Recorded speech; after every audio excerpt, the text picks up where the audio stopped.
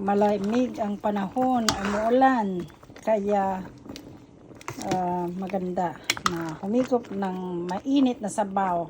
Saka si tatay ko para malik na yung katawan niya. Kaya lagi akong may sabaw, nagluluto ng may sabaw. Kasi may sakit si father. Lagyan ko ng sayote at gulay. Batchoy na binili ko doon sa farmer's market.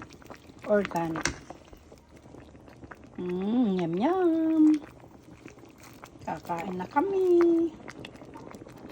Malamig ang panahon, umuulan, kaya maganda na humigop ng mainit na sabaw.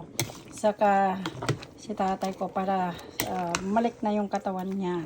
Kaya lagi akong may sabaw, nagluluto ng may sabaw.